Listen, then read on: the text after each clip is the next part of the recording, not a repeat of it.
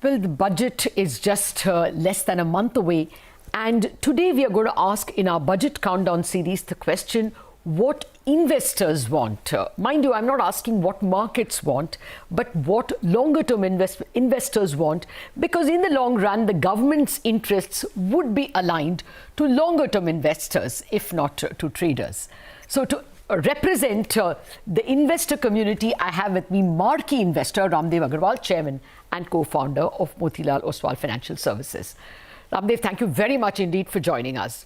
Well, the budget is going to be presented in the backdrop of corporate earnings growth, which has been very strong in FY22 itself, 35% according to your own reports. Now, do you think, therefore, the government can spend more? The worry about fiscal deficit should not be there because tax growth should be sound this year, the coming year as well. Good morning, Lata.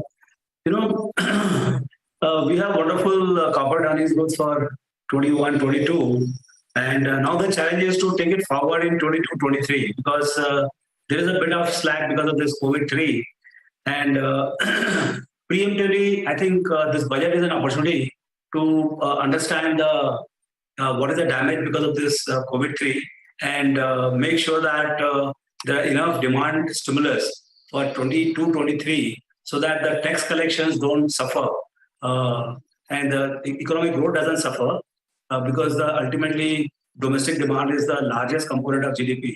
And how do you build on that? That will be the key to 22-23 outcome as far as the tax collection is concerned, and hence the government spending and deficit and everything. Okay. Well, how do you ensure that growth is good in 22-23 for corporates?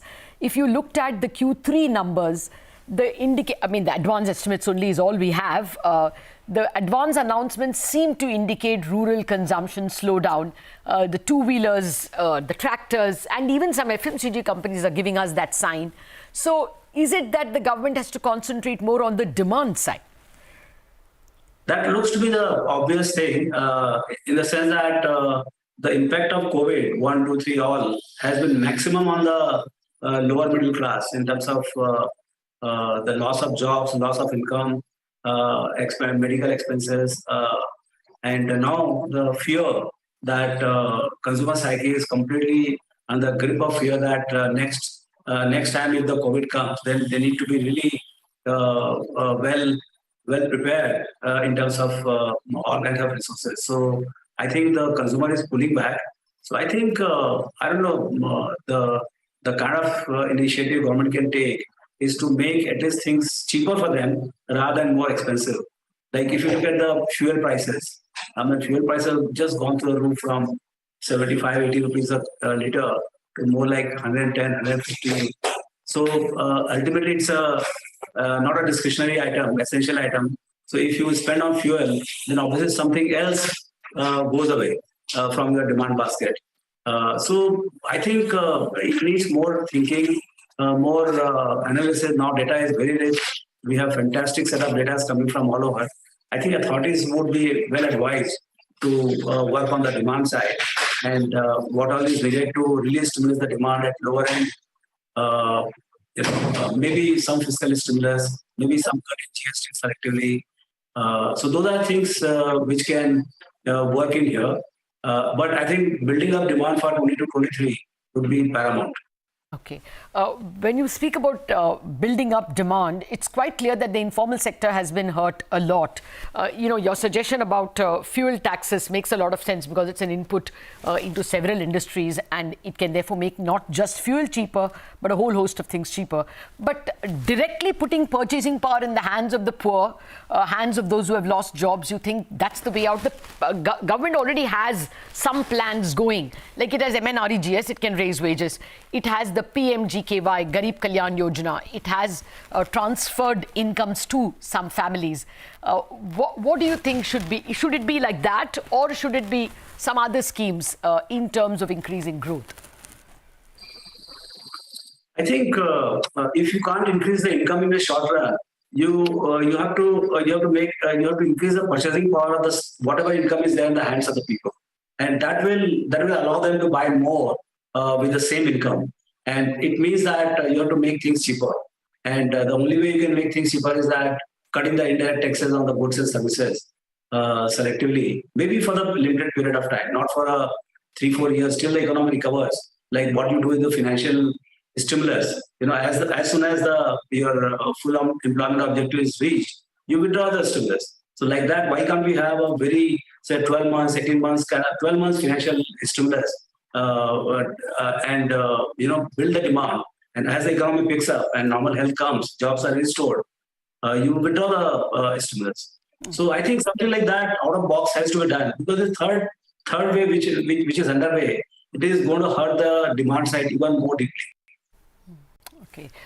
Yes, for the fiscal stimulus, already the fiscal deficit is running at 6.8% for the current year. And they expect, last year it was 12-13% if you counted states and centre. Eventually it has to be brought down because, as you must have seen, the 10-year bond yield has already gone to 6.6%. So do you think, pushing that up would be negative for growth? The government can increase fiscal stimulus, but it will come at higher interest rates or the cost of higher interest rates. So how do you handle all these variables? I'm not. Once the government has made up its mind, then I think all the authorities will come together. RBI, the financial department, fiscal department. How do you actually strategize in terms of your allocation? Because if you don't get your taxes right, in that case, the resources itself will be constrained. So I think it is very important. Forget about the consumer side, but how do you make sure that your taxes next year grows at 15 to 20%, and that will come only if the economy grows. So I think even for the selfish interest of seeing that collection stays together, I think we need to stimulate the economy selectively. Now, I'm not good at giving specific recommendation how to go about it, but 8.5%, 9% growth must come next year, and that is going to be the way out of this mess of COVID. Okay. No, I take your point. Growth is the panacea. It solves all problems. Both growth and distribution problems are solved if we are able to sustainably grow higher. But mine was a more pointed question. Would interest rate be a very big deterrent if demand is assured? If the 10-year were to go, say, to 6.75 or something, is that a deterrent at all? I don't think so. We used to be so hung up on this 3.3% fiscal deficit, 3.4. There used to be full day loss between 3.3 and 3.5. Where is that? We are now talking about, I think all this, age-old, aggregates, they're not working. The world is trading at 4-5% negative interest rates. And who could have believed that we'll ever trade at those kind of situations? So I think we have to rethink all these things. We have to set our priorities right, in the sense that there will be some cost. You get your growth right, and then everything else, you try to optimize for that.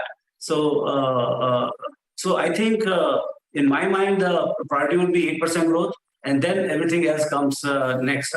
If you have to pay 20-30 basis point more or a little more inflation or something here, there, or even weakening rupee or something, that's fine. But I must get 8% real